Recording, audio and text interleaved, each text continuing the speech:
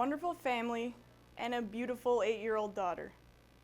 I have the most amazing friends in the world, and when it comes to my job, I have been very fortunate to have quite literally stumbled into something I'm passionate about and lucky enough to have been able to make a career out of it. It was a long and bumpy road, but I can honestly stand here and tell you that I wake up every morning and am excited to go to work. I love everything about my job. I love what I do, the people that I work with, and the community that I'm a part of. But that hasn't always been the case. Even though I have the best family and friends someone could ask for and a job that I love, I felt that there was something missing. As a teenager, my plan was to enlist in the military after high school. I have always had a strong sense of duty to serve and have a great amount of pride in our country. So enlisting just seemed to be the right choice. However, after 9/11 that changed. My family, as much as I love them, can sometimes be slightly overprotective of their only little girl, and so when it came time to graduate from high school, enlisting in the service was no longer an option that I felt my family would allow me to make. So I enrolled at Moraine Valley, years passed, and my life went on. The only problem is that I had this feeling of emptiness. I didn't understand why I felt this way or what was missing. Like I said, I love my job and I'm very passionate about doing it. This was a feeling that I could not easily explain and felt impossible to get away from. I was looking for something more. I was missing my purpose. But on May 20th, 2013, that all changed when an EF5 tornado tore through the city of Moore, Oklahoma. A few days later, I ran into a childhood friend, and while we were catching up, I explained to him about my job. He asked if I had ever heard of an organization called Team Rubicon. He briefly described that they were a disaster response organization comprised of veterans and first responders that deployed to disasters to assist with response efforts. He told me that I should look them up because they were in Moore helping with the response, and he thought they'd be right up my alley. So I looked them up. The organization was launched in 2010 by 2 Marines who saw the chaos and disorder on the ground of Port-au-Prince, Haiti, after a 7.0 magnitude earthquake shook the country. They saw a need, and they knew that with their skill sets, they could fulfill that need. So the 2 Marines, along with 6 other veterans and first responders, traveled to Haiti with the goal of providing medical aid to those in most desperate need. I thought to myself, man, these guys mean business. They roll up and get shit done, and I want to do that. As I surfed through their website, I was more than impressed. Then I read about the logo and the meaning behind the symbol. The Rubicon is a river in northeastern Italy that divided the Roman Republic from Gaul, and when Caesar crossed the Rubicon and marched on Rome, it marked a point of no return. The phrase crossing the Rubicon has since been used to describe any group committing itself to a risky course of action. And in January of 2010, that's exactly what those 8 veterans and responders did.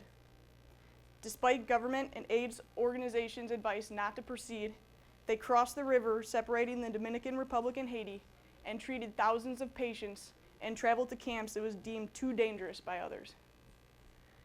It gave me butterflies in my stomach, reading about all the operations that this organization had deployed on and the difference that they continued to make. And then I clicked on a video that I would now say changed my life, and I would like to share it with you.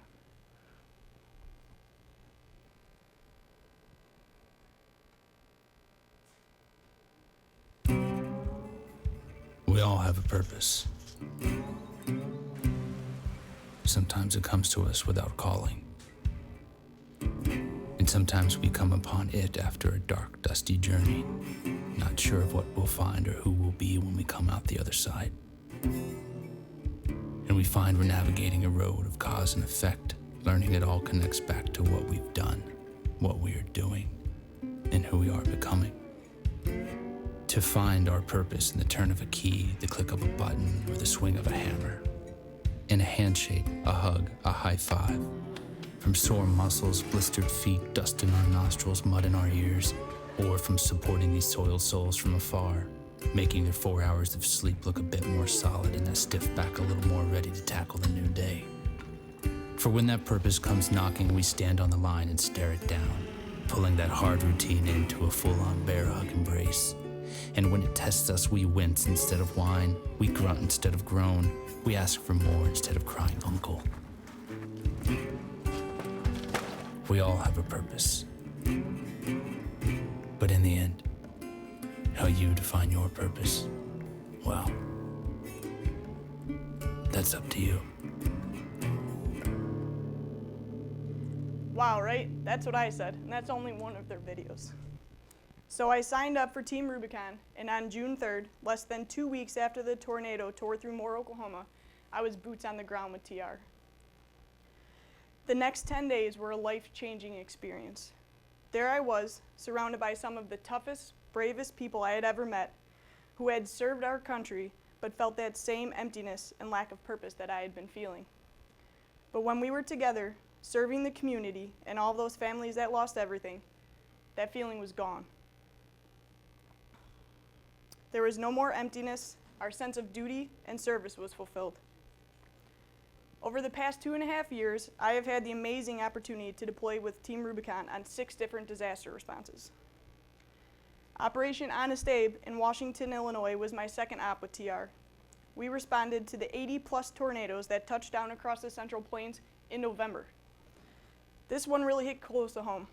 First off, Washington is not too far south from us. As a matter of fact, the Sunday that this tornado went through, we also had tornado warnings issued for our area. After the storm had passed, the dispatcher at my department took a break outside to calm her nerves. And as she stood behind the police department, it began raining paper. She picked up a piece and saw that it was mail from Washington, Illinois. It had traveled over 130 miles north in the storm and dropped in our backyard. It was very eerie because a few days later, when I arrived in Washington with TR, I found myself standing on the block where that house once stood. In April of 2015, I deployed on Operation Barbed Wire in Fairdale, Illinois, after 17 tornadoes touched down in northern Illinois, including the EF4 that completely destroyed the small town of about 200. During our time in Fairdale, TR was assisting with debris cleanup for the residents and volunteer management for the thousands of people who flooded the town looking to lend a hand. I was honored to have been selected as a division supervisor, which meant that I was not only responsible for looking out for our teams, but also for the spontaneous volunteers, and I was pumped. One of the homeowners we had been working with, Dave, he was quite a character. His home, although still standing, was completely destroyed during the tornado and needed to be demoed. While we had limited resources in the heavy equipment category, I assured him that we would take down his house. He looked at me with a grin and said, "That's awesome. My mother and my aunt, who happen to live next door, are very excited to see the demolition." Sure enough, I look across the street and there are 2 of the cutest little old ladies sitting in lawn chairs with a cooler watching all of the work being done around them. And all I could think was, great, we have an audience. Now I have to make sure that this happens. Working next to us but not with us was the local county and state Department of Transportation. Their primary task was to continuously run dozens of bulldozers and dump trucks to quickly remove the debris from the main highway that ran through Fairdale with the goal of reopening the roads. I thought, man, these guys could have this house down in 5 minutes, but because of legalities, they're not supposed to operate on private property, so we would have to think of another way. Most likely, it would be taking it down with trucks and chains and by hand, which is something that we've done before. A little while later, I noticed a whole lot of idle bulldozers and not a sign of a dump truck anywhere. I was intrigued. Well, as luck would have it, and I say this now because I know no one was hurt, there was an accident on that main route between Fairdale and the dump where the trucks were taking the debris and all the dump trucks were stuck in traffic. We jumped at the opportunity to ask the next driver if he'd be willing to help. He sighed and said, "I'm really sorry, I'm not supposed to do that."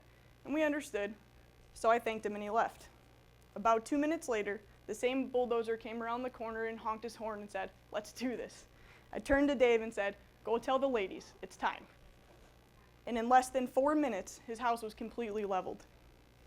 After the dozer left, I walked across the street and was greeted by Dave with the biggest bear hug that I had ever received.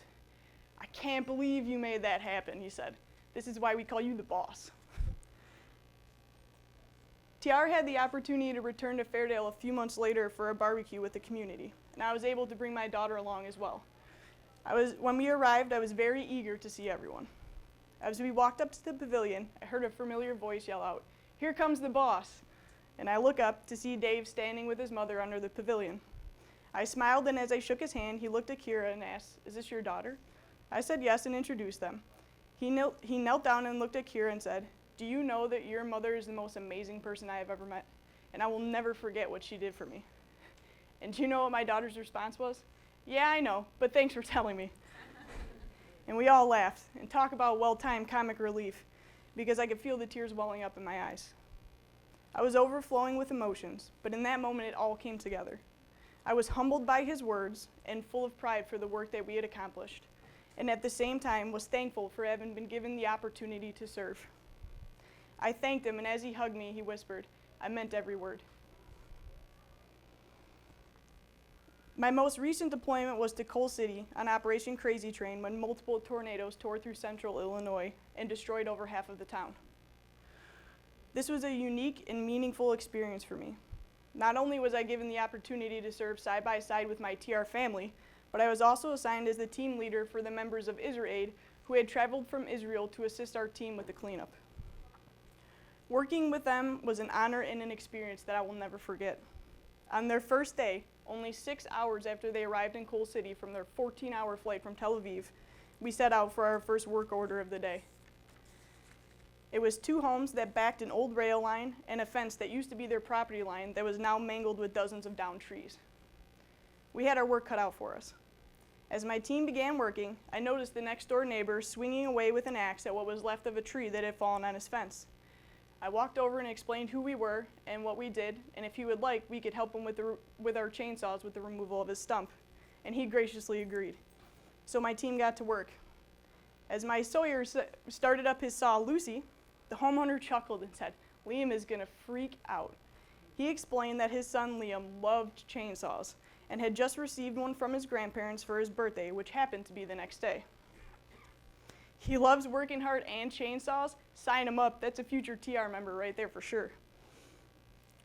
And he did. He loved every minute of it. He was mimicking every movement of the sawyer, even kneeling down next to him to clean his saw when they were done cutting for the day. But when we were done and all packed up and ready to leave, but we couldn't. Not without giving Liam a birthday present. It would just be rude. So we all signed a hard hat with best birthday wishes for Liam. Recently, I was asked to expand my volunteer duties within TR as a membership coordinator for Illinois, and I absolutely love it. It allows me to share the excitement and enthusiasm that I have for TR and encourage others to join us as we continue to connect with and serve our communities. Over the past 2.5 years, I have traveled across the country and responded to some of our nation's worst natural disasters. And in the midst of these communities' most devastating experience, we have had the chance to not only assist these families with cleaning up after the storm, but also the opportunity to connect with the community as they begin to rebuild their lives and be a part of some of their new happy memories as they move forward. And that's why we do it. We aren't out here doing what we do for recognition or for praise, and we're certainly not out here doing it for the pay. We continue to do this because while we're serving those families and those communities, we are also being fulfilled. By receiving a hug from a homeowner after returning a picture from their wedding day. When presenting a World War II veteran with his recovered military service medals. After delivering a family heirloom that was thought to have been lost in the storm. When honoring a veteran and our country by retiring his storm-tattered flag. And by creating a memorial for a community in memory of all those lives that were lost. During my first deployment in Moore, my team had just finished demolishing a house and clearing the slab so the homeowner was ready to begin with the rebuilding process. As we were loading the tools in the truck, the homeowner walked over with tears in his eyes and said, "I can't find the words, but thank you. Thank you for helping my family heal. What you have done for us allows us to feel whole again and to move forward in this new chapter in our life." I was filled with pride and gratitude, and without even thinking, my response was, "No, thank you for allowing us to help your family. What you allow us to do here gives us the opportunity to continue to serve." These experiences have filled that feeling of emptiness that I once had with new feelings of pride and purpose, which were unexpected but humbly welcomed. Richard Leider defines purpose as being in the right place with people who matter to you, doing your life's work. I would say that that's a pretty accurate description of what I've found through Team Rubicon. I can still remember how anxious I was as I walked into the airport on my way to Moore. I was nervous that I wasn't going to fit in because I wasn't a veteran, and I was afraid that I wasn't going to be cut out for the job. Looking back at it now, I just have to smile and laugh because these people are my family. They're my brothers and my sisters, and I cannot imagine my life without them. Thank you.